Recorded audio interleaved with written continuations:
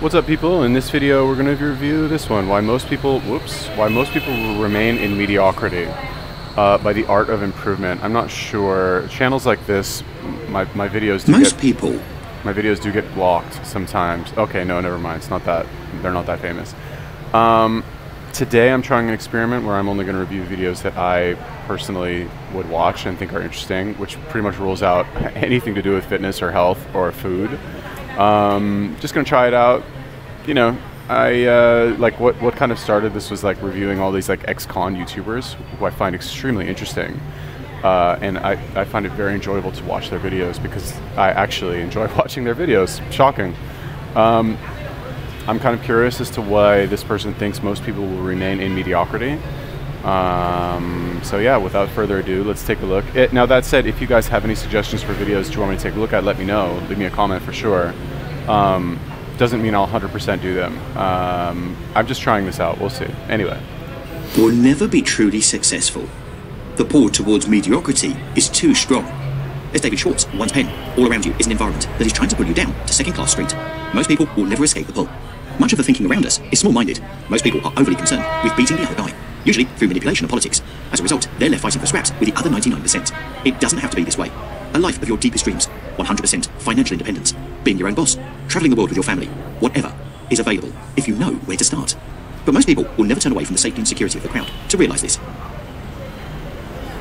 Most people hate failure. They run from it. In their eyes, if they suck at something, it means they suck.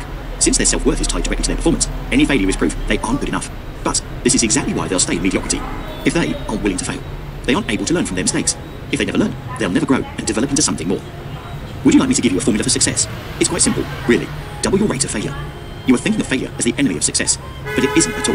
You can be discouraged by failure, or you can learn from it. So go ahead and make mistakes. Make all you can. Because remember, that's where you will find success.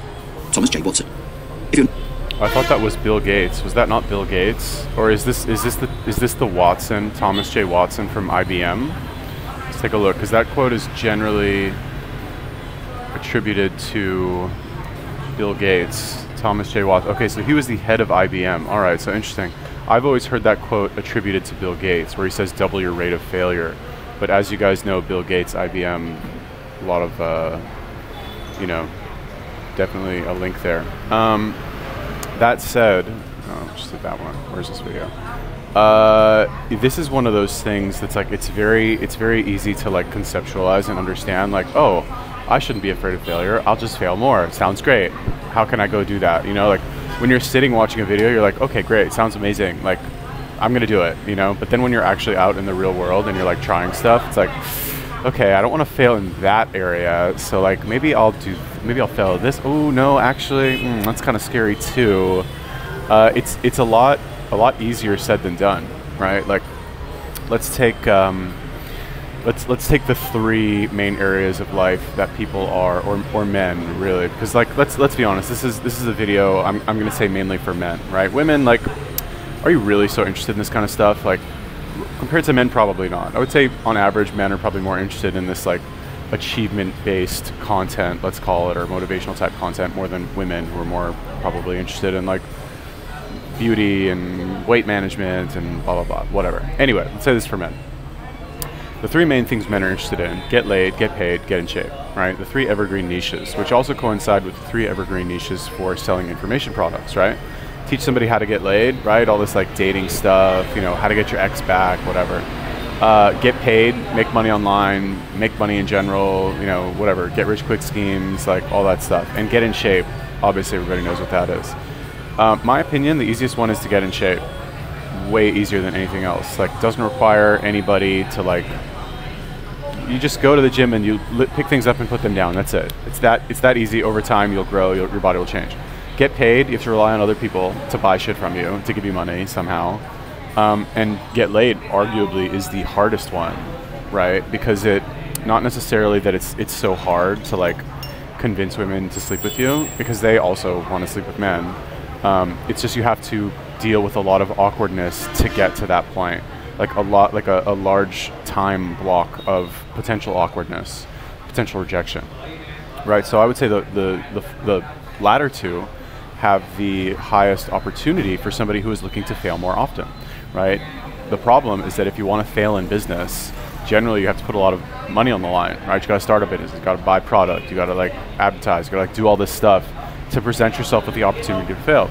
You could go on the street and buy a bunch of these spoons, for example, and try and sell them and fail that way. That's an option. You can lower your costs. But when it comes to like pickup or dating, what's the easiest way to fail is to go and approach girls or on the street or in a club. That's also very hard. But the more you do it, the better you will get faster. But people don't do that because it's so frightening, right? But again, like I said, when you read it in a Thomas J. Watson quote, oh wow, brilliant. You're not willing to fail. You guarantee you'll stay average at best.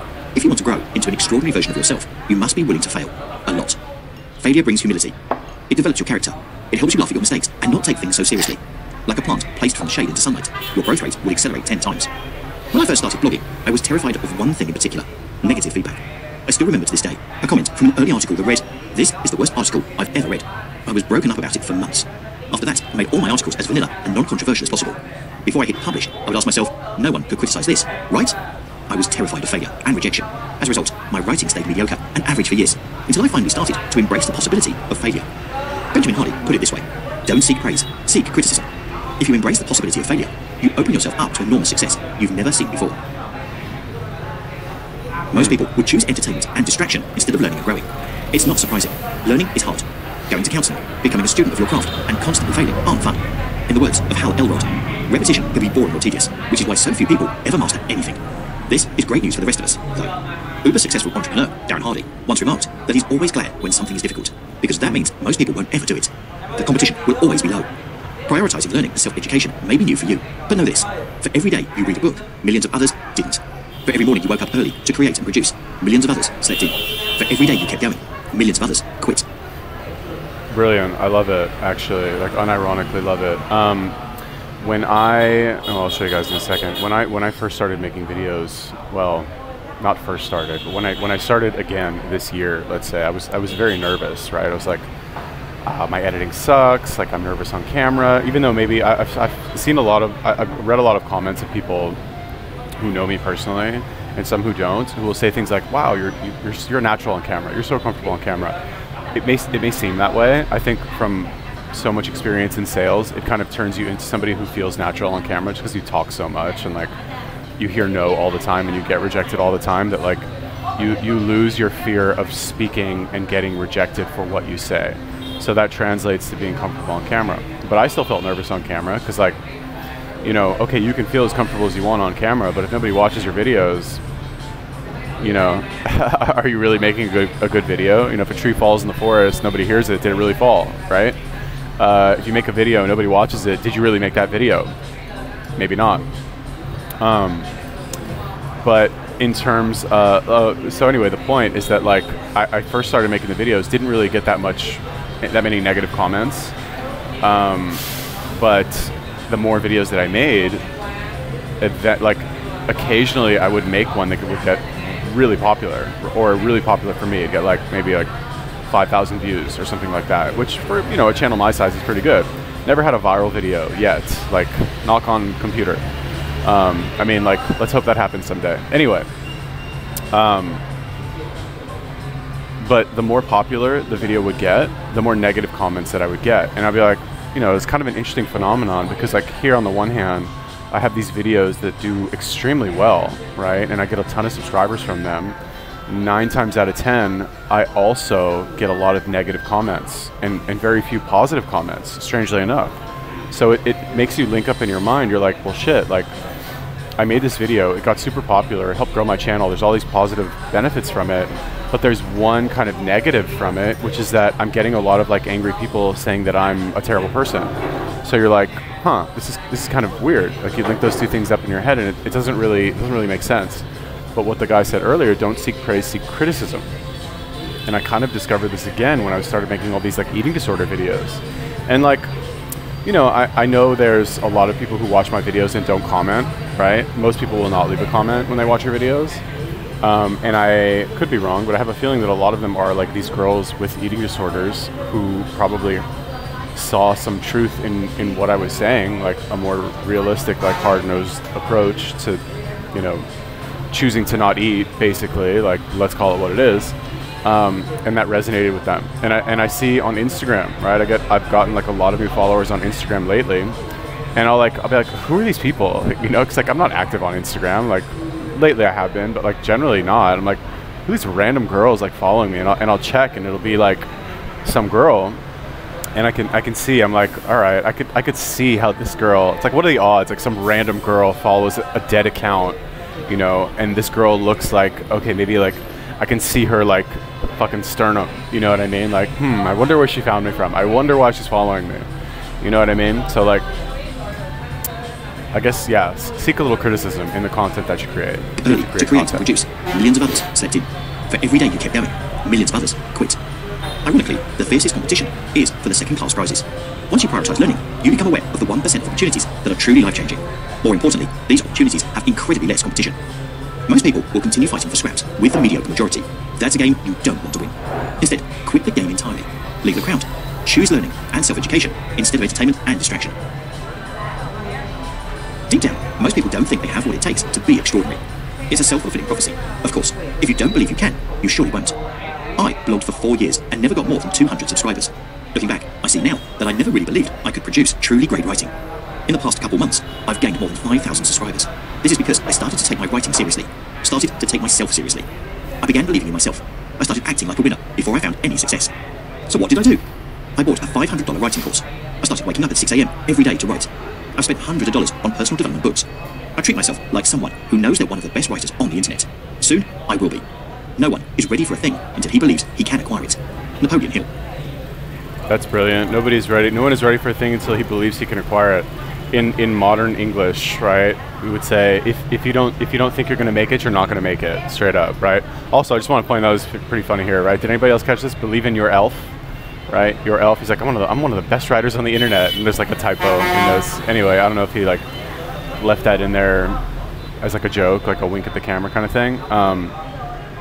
But this is why, right? Okay, so I'll just tell you a little bit about my current life right now, which I'm sure if you watch this anytime after, let's say, the first week of September 2019 or September 2019, if you're watching this after that, my life's probably not like this. But currently, I'm living in Nha Trang, which is a sleepy beach town in Vietnam. It's off season, and my days are extremely boring here. My days essentially consist of me waking up at around 6:30, coming to this cafe, recording as many videos as I can on 2 glasses of extremely strong Vietnamese coffee before exhausting myself, and going back, editing the videos, uploading the videos, resting for a few hours before going and working out at the gym, coming back, eating, and going to sleep.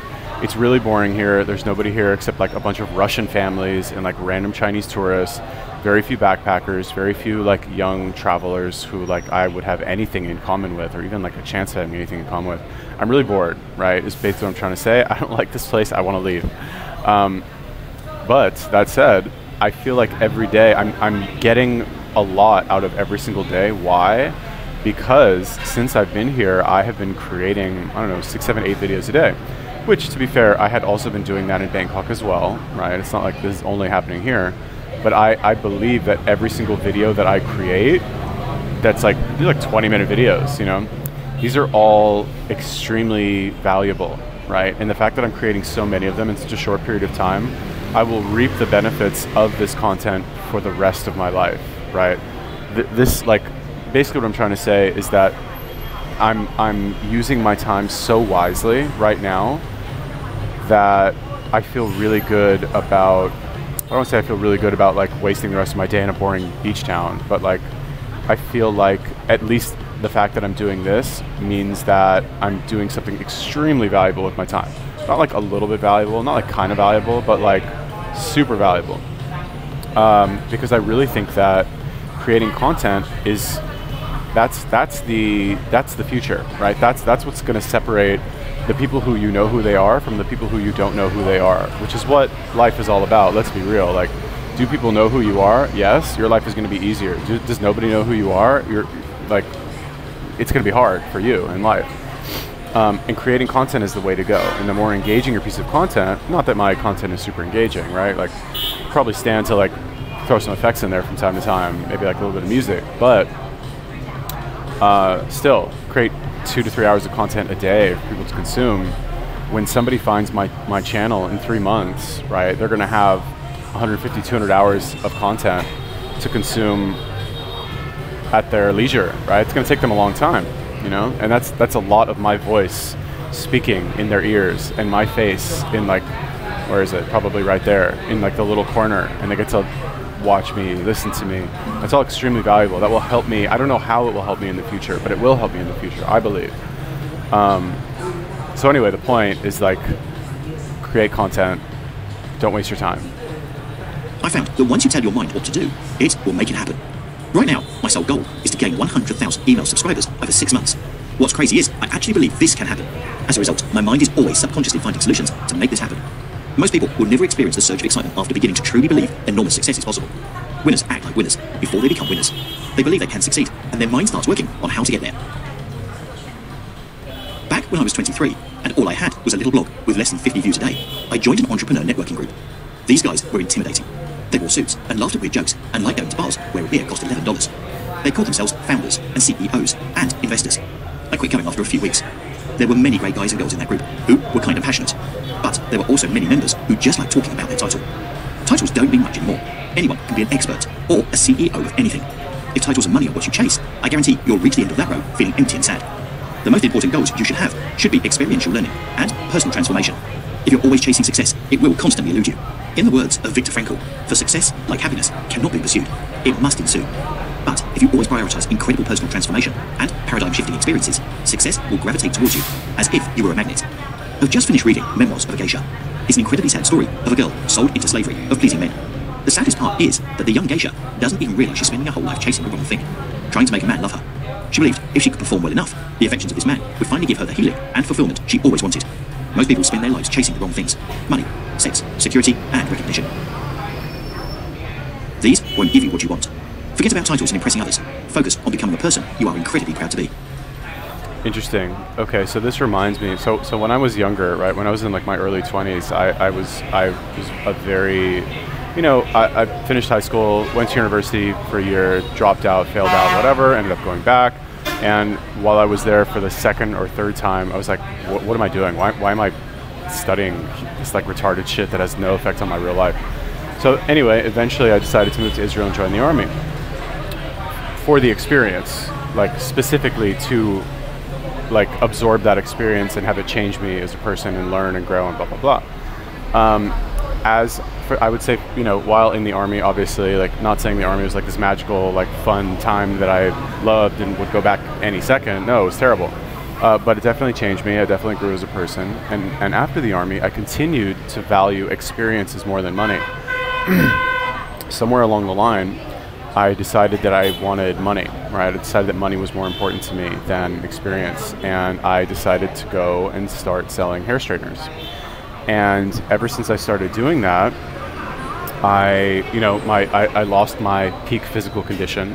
And, you know, not to say that I didn't enjoy the adventures that I had while plying that trade, let's call it, because even though I was technically chasing money, well, nose itches. I did it in a way that I was at least able to experience some adventure as well, right? I was able to move to a new city. I was able to meet tons of new people. I was able to put myself in situations where I was able to like grow as a person as a result of having to adapt to a new set of surroundings, right? I wasn't technically only chasing money. I was chasing money in a way that would still allow me to experience some sort of adventure. Still, that said, I was certainly a slave to the money at the cost of many other things, like my physical health, like my social life. Although I guess you could make the argument that like living with a bunch of people and working with people all day, that's a kind of social life. But not in the same way that like living in Tel Aviv and going to the beach all the time and you know, living that type of lifestyle was. So basically the point is that I noticed a change, or I linked up in my mind a change between when I chased experiences to when I started chasing money. And chasing money by far is like the worst choice between the two. Like chase the experiences for sure. Not that I was super successful when I was chasing experiences, really not. I was pretty broke the entire time.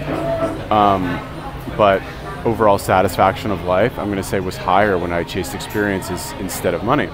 Right now, sadly, like despite the fact that to you guys this may seem like some sort of glamorous lifestyle where like it's very romantic, I don't have any money, but I'm living in a beach town in Vietnam, and like I'm just vlogging and making videos on my computer and live streaming here and there. Like, this is chasing money. I'm making these videos. I'm making 8 videos a day to eventually, this is not for the experience of me like talking on camera. I've got plenty of experience doing that. I've got hundreds of hours experience doing that. This is not like transformative for me in any way. I mean, maybe it is, kind of, but this is another way of chasing money for me. So like, I wonder, like, when do you go, and you have to chase money a little bit, right? But like, when am I going to go back to chasing the experience and just saying like, because I used to not care about money. I used to say like, I don't care if I'm broke forever. I just want to enjoy my life, right? And like, that sentiment to me is so far away that like I barely remember that I used to feel that way. Because I feel like once you get to a certain age, or maybe a certain, you get into a routine of chasing money, you forget that you used to not care about money. And now like I said, I barely remember that I used to not care. And now it's like, not that it's all about money, but you know, you need money to live, right? Like I guess I could go back to Tel Aviv, for example, and be broke all the time. You know, what's the difference really? It's like either be broke in Tel Aviv, be broke in Vietnam, or be broke in America. Like, you might as well pick the place you like the best, right? Give you what you want. Forget about titles and impressing others. Focus on becoming the person you are incredibly proud to be. Every moment you spend being jealous is a moment wasted. We don't have much time in this world. The most successful and renowned individuals have often commented later in life how surprisingly fast it all went. You don't have time to be jealous. If you constantly look to the actions of others, you rarely act like yourself. Your values and behaviour have a harder time aligning, making you unhappy and empty. Personal incongruency is what causes so much of our pain. Not being you will destroy you. Tim Denning. Instead of wasting away in mediocrity, playing the comparison game, choose to spend that time working on yourself instead. I once heard being jealous and resentful is like drinking poison and expecting the other person to die. I thought that was an eerily accurate description. One of the best pieces of advice I've heard on this topic was 4 simple words. Stay in your lane. It doesn't matter how much faster they're going. It doesn't matter how much faster you're going. If you keep looking at other lanes, you're going to crash. Focus on you, learn all you can, experiment, fail, discover what works. Soon, you'll build momentum, and one day, you'll look behind you and marvel at just how damn fast you're going. Cut out jealousy, spend all your spare time learning and growing. Oh, this is very good. Let's minimize this so that everyone can see it. I agree with this. The moment you accept total responsibility for everything in your life is the day you claim the power to change anything in your life. Is this a foreign concept to people? Is this something like people actually haven't thought of or don't believe? Because like this right here, this determines whether or not you have a chance at making it in life. It's like, do you believe that you are responsible for your actions and your state in life? Yes, then you can change whatever you want. If no, if you think it's your disease or your genetics or your brain chemicals or something, or your mommy and daddy or whatever, you have no chance. You can't change it, or the government, like whatever. You're not going to change it, and you're an animal, really, because animals don't believe they can change anything either. An animal doesn't believe, a dog doesn't believe that he can, like, you know, be a better dog than all the other dogs, right? In the same sense that a human is capable of that belief. But we are capable of those things, which is why we are blessed enough to live in the world that we live in, with a computer that I can talk to right now, and people will be able to watch this video for presumably hundreds of years, maybe thousands, I don't know, millions maybe, possible, right? But yeah, like, you have to believe it for you to even have a chance. That said, stay in your lane. There's an expression in Hebrew that says like al tiftach einaim, or like lama tapotech einaim, means like, it literally means like don't open your eyes, but the implication is like don't open your eyes on other people. Right? Like keep your eyes on your own paper, kind of. Like why are you looking at what this other person has? Why are you looking at it? Why are you commenting about it? Why are you concerned with it? With what somebody else has and what you don't have? You shouldn't be. You know, it will not lead to good things. Just focus on what you have and what you are working on, and you'll be much happier. Most people will stay in mediocrity. They'll continue fighting with the majority for average, subpar prizes. It doesn't have to be this way. The road that leads to an incredibly exciting, fulfilling life is waiting for you. It's free and open, and there are no crowds. Making the shift from an ordinary life to an extraordinary life is one of the most exciting decisions you'll ever make. The learning, growing, and development on this path will make you feel more alive than you've ever felt. Choose success over mediocrity. Choose learning instead of entertainment. Choose personal growth instead of jealousy. Choose what you want, not what anyone else wants. Amazing. Great video. So, all right, so I have a friend. We don't talk so much anymore, but we would always kick around ideas as far as like businesses to start, YouTube channels, like the new hustle that would like help us make it big, basically. And this friend loved thinking of ideas, never did any work at all. Like actually never did any work. Would only like research things and like spitball ideas with me or with somebody else. Like never actually like sat down and did any work as far as I know. And I was the opposite. I never did any research at all. I would do like literally 5 minutes of research and then go work on something for a week. You know, like every day, all day. But it's strange, like what he said in the video, it's strange to me how nobody works on anything. Like if you think about whatever, all the YouTubers or all the people out there that you know, the famous people, there's really not that many of them because not a lot of people are trying. Not a lot of people put a lot of effort into it at all. It's not because like it's hard to get noticed, you know, like just nobody's really trying for very long. So eventually if you try for long enough and you create enough, eventually people will find it and you will, you know, attract the people who are interested, and over time things will grow and grow and grow. Yeah, fine, you can have like overnight successes like Snapchat or something or whatever, but like, it's like, how often does that happen? Like you can count, you know, off the top of your head how many times that's actually happened in human history. It's not, you can't create that from a top-down approach. That just happens. If it happens to you, good for you, you're lucky, but like, that doesn't mean the other way doesn't work. Like slowly working on something every single day, day after day, that's the, you know, that's the guaranteed route, really. Like, fine, maybe not guaranteed, but that has a very high chance of working if you work on it every day. Another one of the reasons why I create so many videos and do thumbnails and all that stuff is because as I do more and more, it allows me to learn much faster. As opposed to if I made one video a week. Oh my God, could you imagine like how slow my progress would be if I made one video a week? Probably some advantages to that as well, like, you know, maybe make them a little nicer with more thought and editing, but that's just not, I don't want to do that. Anyway, great video. If you guys have any other recommendations for videos or YouTubers, let me know. Peace.